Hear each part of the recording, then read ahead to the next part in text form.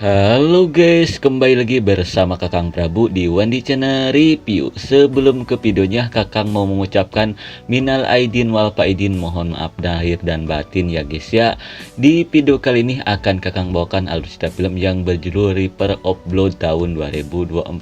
Kira-kira seseru dan semengerikan apakah di film kali ini? Sudahlah, jangan kebanyakan bekicot di awal. Mari kita saksikan saja alur ceritanya. Tapi jika kalian suka dengan video ini, silahkan ditekan saja tombol subscribe-nya dan aktifkan lonceng notifikasinya agar tidak ketinggalan video terbaru dari channel ini.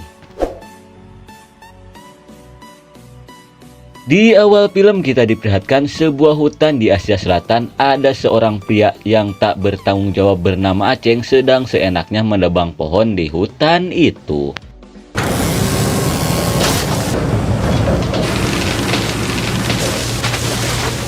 Tidak lama kemudian ada rekannya yang bernama Ucup yang mengajak si Aceng untuk beristirahat. Namun dirasa tanggung, si Aceng pun menyuruh si Ucup untuk beristirahat lebih dulu.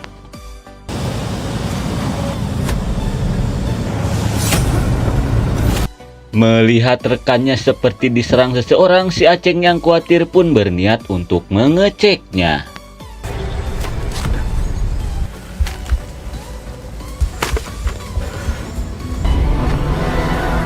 Betapa soknya si Aceng setelah melihat temannya sudah modar mengenaskan. Si Aceng yang ketakutan pun langsung ngabret seedan-edannya.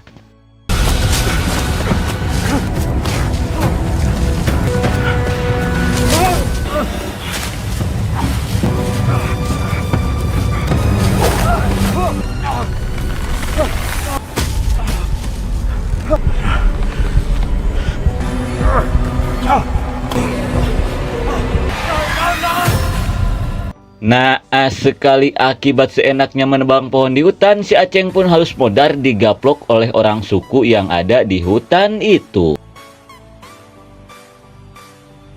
Kemudian kita diperlihatkan ke seorang pria yang bernama Ricky yang mengajak teman-teman dan pacarnya untuk survei menelusuri sungai. Dirasa itu akan seru, teman-temannya pun setuju untuk ikut.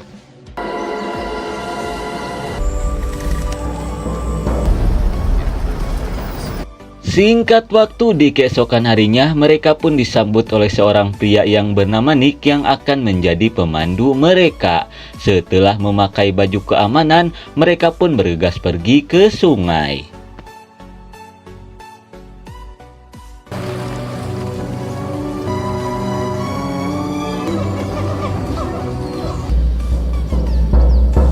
Di tengah perjalanan, si Ricky pun menceritakan tentang sebuah suku pedalaman yang doyan memangsa manusia, di mana menurut Cenah, suku itu tinggal di pedalaman hutan ini. Namun seperti biasa, si Ricky dan teman-temannya tidak mempercayai cerita dari si Nick itu.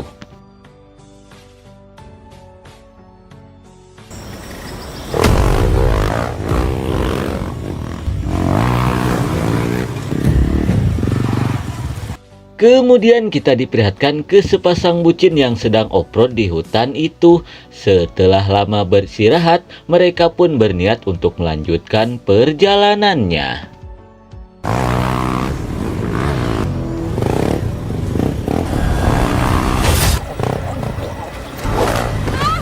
Namun belum juga jauh, mereka pun harus nyuksruk ke dalam ruyuk. Khawatir dengan ayangnya yang tak bersuara, si Cicih yang khawatir pun bergegas untuk mengeceknya.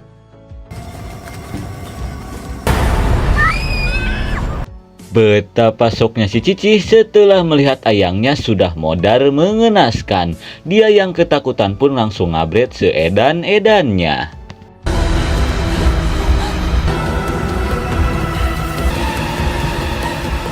Setelah jauh apruk-aprukan, si Cicih pun berniat bersembunyi di sebuah gua.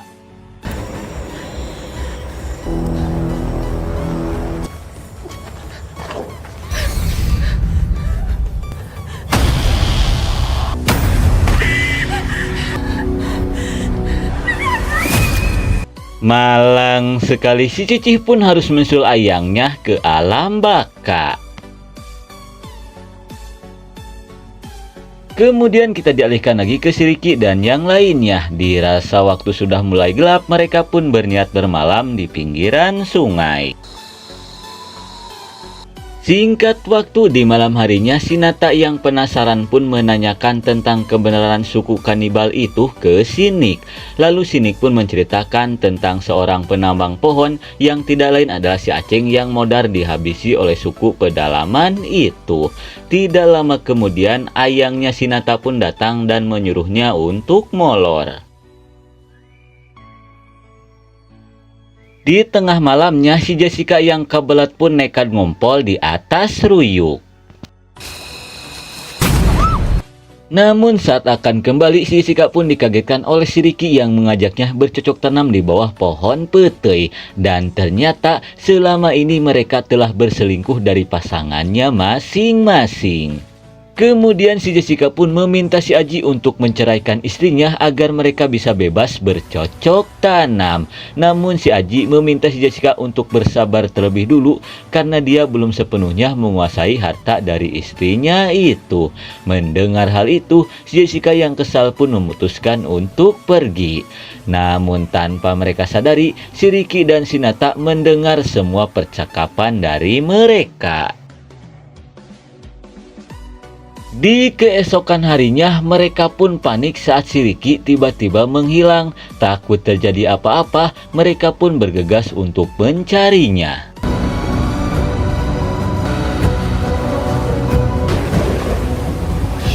Di tengah perjalanan, mereka pun kebingungan saat jalur yang akan mereka lewati airnya sangat deras. Kemudian si Jessica pun mengajak teman-temannya untuk memakai jalur lain. Namun si Nick melarangnya karena menurut cenah jalur itu sudah masuk kawasan suku kanibal.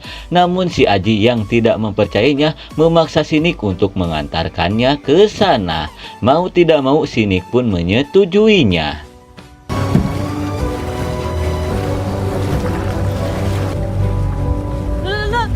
Sesampainya di hulu sungai, mereka pun melihat perahu yang ditumpangi oleh si Riki. Dirasa si Riki masuk ke dalam hutan, mereka pun bergegas untuk mencarinya. Sementara itu si Nick yang takut perahunya dibadug memutuskan untuk menunggu. Tidak lama kemudian saat si Nick sedang menunggu si Aji dan teman-temannya, dia pun mendengar sesuatu di balik ruyuk. Kemudian dia yang kepo pun bergegas untuk mengeceknya.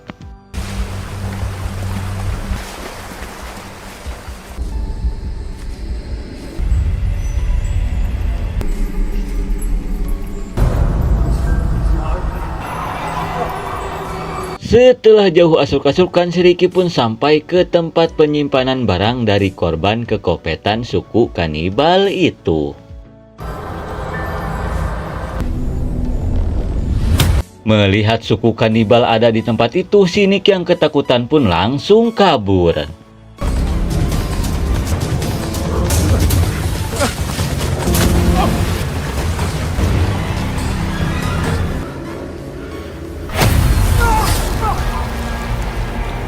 Naas sekali, si Nick pun harus modar menjadi korban suku kanibal itu.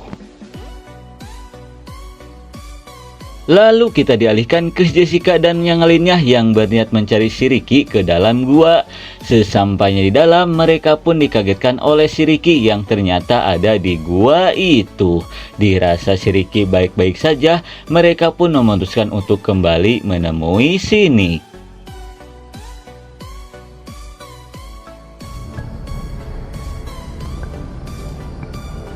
Sesampainya di hulu sungai, mereka pun kesal saat si Nick tiba-tiba menghilang karena mereka merasa si Nick sudah pergi lebih dulu. Kemudian mereka pun bergegas untuk menyusulnya.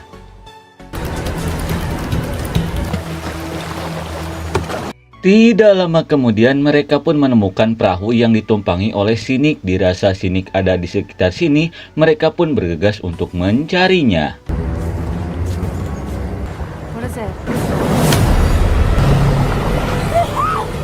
Melihat tangkurak si Nick sudah dikulubak kilok seribuan, mereka yang ketakutan pun memutuskan pergi dari tempat itu.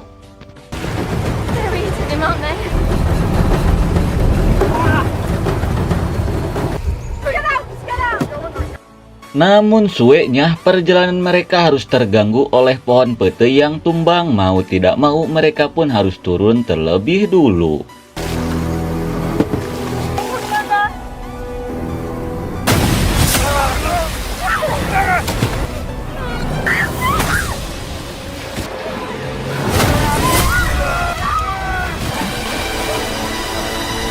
Dengan kerjasama yang epik, akhirnya mereka pun berhasil mengalahkan suku kanibal itu.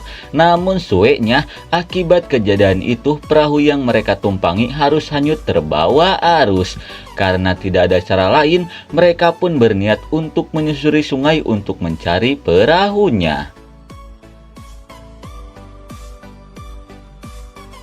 Singkat waktu, dirasa waktu sudah mulai poek, mereka pun memutuskan untuk bermalam di tempat itu. Namun karena takut suku kanibal itu masih memburu mereka, si Ricky pun mengajak si Aji untuk berjaga bergiliran. Singkat waktu, di tengah malamnya saat si Aji sedang berjaga, dia pun merasa ada seseorang yang memperhatikannya. Kemudian dia pun berniat mandi lumpur untuk bersembunyi dari suku kanibal itu.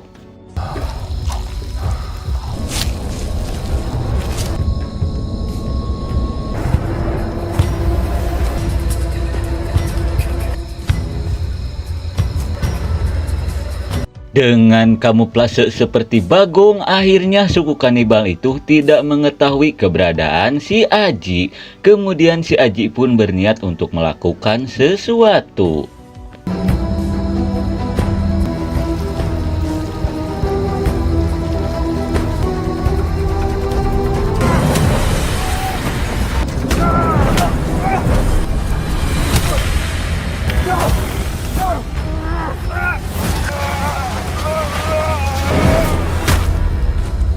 Saat si Ricky datang membantu, suenya si Aji malah nyuksuk ke Gawir hingga pingsan.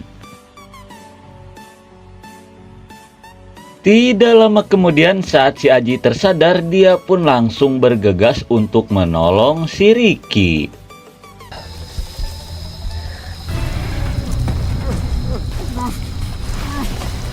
Namun suenya si Ricky sudah tertangkap oleh suku kanibal itu. Melihat hal itu, si Aji pun tidak bisa berbuat apa-apa setelah si Ricky dibawa oleh suku kanibal itu.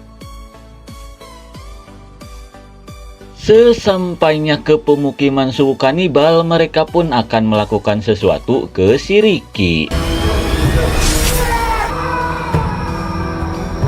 Setelah membuat pengkor cokornya si Ricky, si ketua suku pun menyuruh si Ricky untuk pergi. Setelah si Ricky pergi, si ketua suku pun menyuruh para bocil untuk memburunya. Dirasa ini kesempatan, si Ricky pun langsung update sejauh mungkin dari pemukiman itu.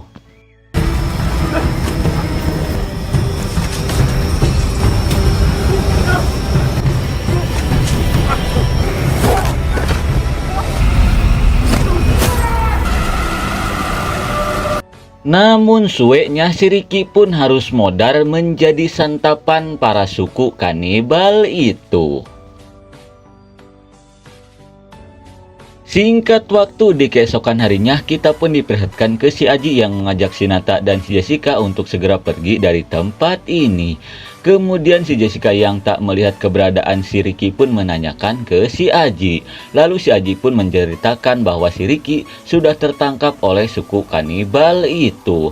Dirasa tidak ada waktu untuk bersedih, mereka pun bergegas untuk melanjutkan perjalanan.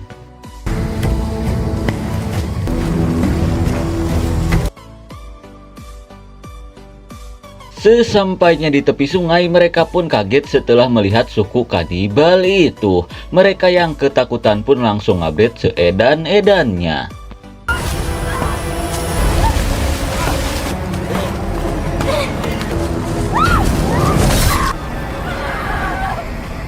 Di tengah pelarian, suenya si Jessica harus nyungsep ke dalam lubang yang dipenuhi jebakan. Melihat hal itu, si Nata dan si Aji pun bergegas untuk menolongnya. Wow.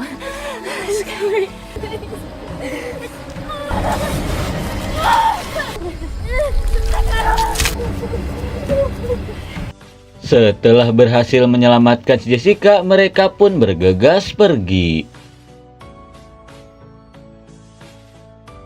Singkat waktu setelah jauh apruk-aprukan, akhirnya mereka pun berhasil menemukan perahu itu. Tanpa kelamaan lagi, mereka pun bergegas pergi meninggalkan hutan itu.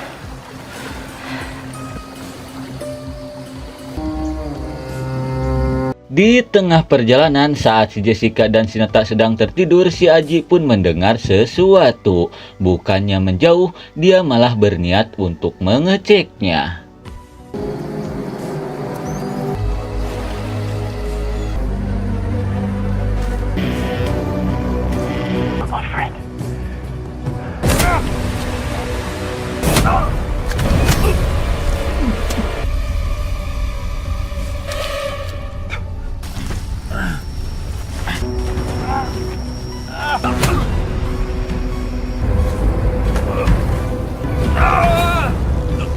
Setelah berhasil menggantung si Aji, suku kanibal ini pun berniat untuk menangkap si Jessica dan si Nata yang sedang tertidur.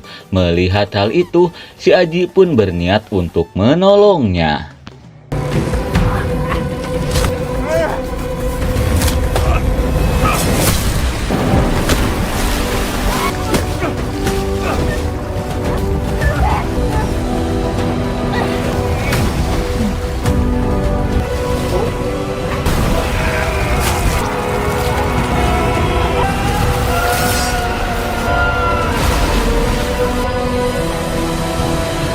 Dengan tenaga yang tersisa, akhirnya si Aji pun berhasil mengalahkan suku kanibal itu.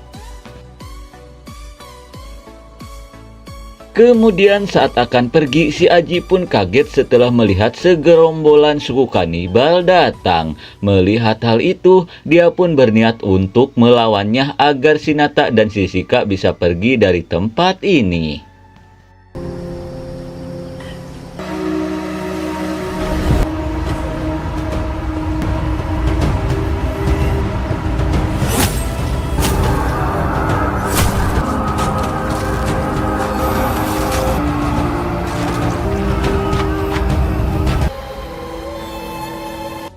Walaupun si Aji harus modar karena melawan suku kanibal, namun untungnya si Nata dan Jessica berhasil selamat. Hingga tidak lama kemudian, mereka pun diselamatkan oleh warga lokal dan film pun sudah berakhir. Oke lah ngab, mungkin segitu saja alur cerita film dari Reaper of Blood tahun 2024. Maaf jika ada salah kata. Terima kasih yang sudah menonton. See you next and bye-bye.